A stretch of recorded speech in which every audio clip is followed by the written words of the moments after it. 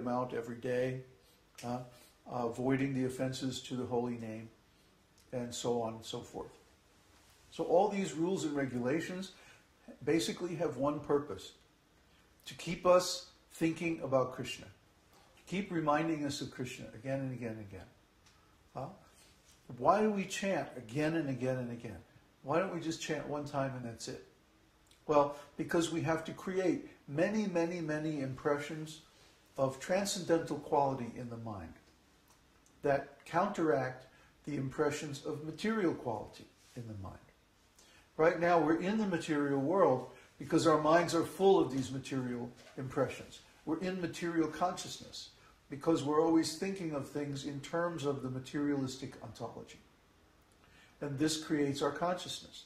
So when we change our consciousness, that means we change our ontology, we change our way of looking at the world, we change the way we view our experiences and even our memories. We change the way we evaluate things, the way we value things. And of course we change our activities and our thoughts. But the main thing is that we change our values. We evaluate things differently. In the material world, or in material consciousness, if you get a chance to have some nice sex pleasure, this is considered very nice, very wonderful. Oh, great, now I can enjoy. But in spiritual consciousness, if we get a chance to have some sex pleasure, we think, oh, this is not very good. This is just the results of my previous material activities coming to me in the form of an opportunity for sense enjoyment. But I know that if I accept this opportunity, then the result is going to be I continue my material existence longer. And of course that's going to mean suffering. So we say, no, I think I'll pass. Thanks, but no thanks. Or like we used to say in ISKCON, Hari Rama, Mama.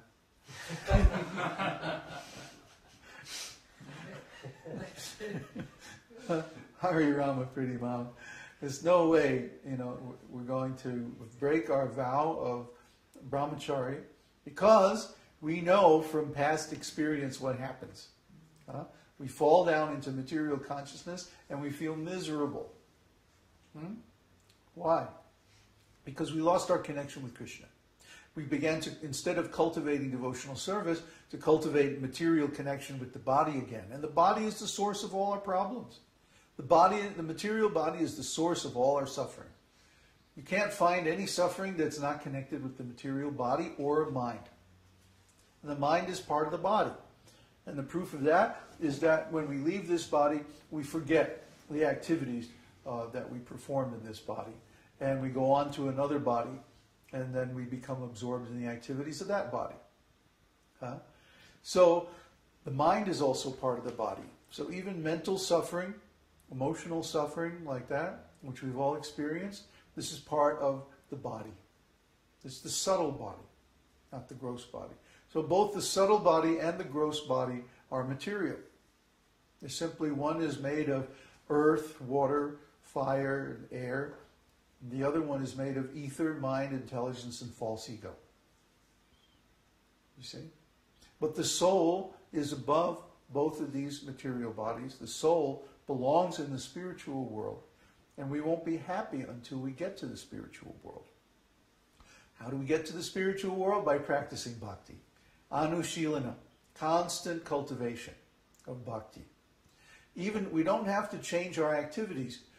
We have to change our attitudes. We have to change our motivation. We can perform the same activities, or similar activities, but we change them to become devotional service instead of sense enjoyment or material aggrandizement, profit, adoration, distinction, all those kind of things. So when we change our motivation, then we're performing bhakti. When our motivation is to please Krishna, to please our spiritual master, to associate with devotees, to become more advanced in spiritual consciousness, then that changes everything. That changes everything. And that cultivation is called anushilana. In the beginning, we have to take the support of the rules and regulations in the scriptures because we don't know what is Krishna consciousness. Because we don't know, then we have to take these directions, these instructions from the more advanced devotees. That's natural. Let's say in the beginning you're studying to be a doctor, but you don't know what it is to be a doctor. So you have to study chemistry, anatomy, and so many things, diagnosis and treatment of different diseases. Then you have to go and practice under the direction of people who are already doctors, isn't it?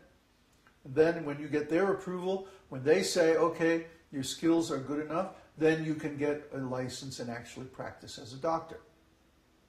So it's similar when you first become a devotee, you have to practice under the direction of the more advanced devotees.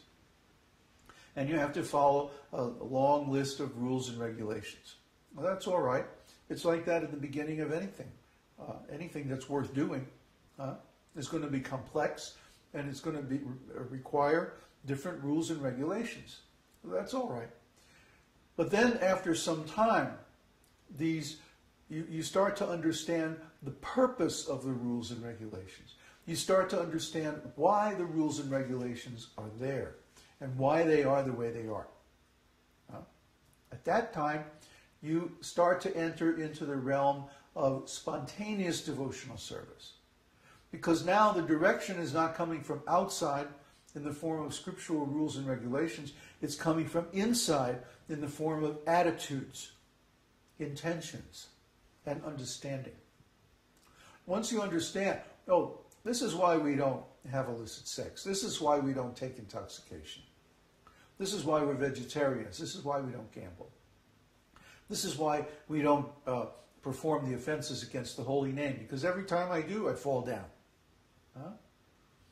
When we understand this and we're tired of that suffering, we start to execute these principles from our own intention, from our own initiative. That is spontaneous bhakti. Now, the people who run the various religious institutions based on the esoteric teaching, they won't tell you about spontaneous bhakti. They don't talk about it, you know? It's like if you go to church on Sunday, they never talk about the parts where Jesus says that, a rich man can never enter into the kingdom of heaven. They don't talk about that part. What do they talk about? Oh, whatever you ask God for, then He'll give you if you have some faith. So if you want money, ask God for money, He'll give you money. They don't talk about the other part where Jesus says, no, actually, this is not the path. It's material increase and profit. This is not the path.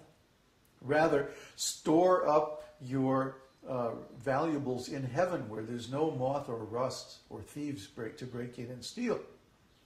See? They don't talk about that part. They talk about the part, oh yeah, you can ask God for money, He'll give you money. So similarly, if you go to the institutions that broadcast about bhakti yoga, they won't tell you that, oh, actually, there's a part where you get to spontaneous devotional service, and you don't need these rules and regulations anymore because you have internalized them. You see? They don't tell you about that because if they did, they'd be out of a job. Their job, as they see it, is to enforce these rules and regulations, to educate everyone about them, and then they become the authorities that tell you, okay, now you have to get up in the morning, now you have to do this ritual, that ritual, now you have to read this, study that, do this, do that. That's only the beginning of devotional service. Vaidhi bhakti, rules and regulations. But when these rules and regulations become internalized, when they become attitudes, at that time you enter into raganuga bhakti. Rag means taste. Raga means a particular emotional flavor. That's why in Indian music, for example, you have many ragas. And each raga has a particular mood. It's played at a particular time of the day or season of the year. And it's associated with that time, that weather, that light, that feeling that angle of the sun, so many things. Because it's a special mood. And the mood goes very deep into the actual vibrations that are used to create that raga. And we talk about that in our essay or our thesis called Saptasvara. Saptasvara means 7 scale tones. Most ragas have 7 scale tones. And in the Srimad Bhagavatam, these 7 scale tones, according to Vedic vibrations, are called transcendental sound vibration.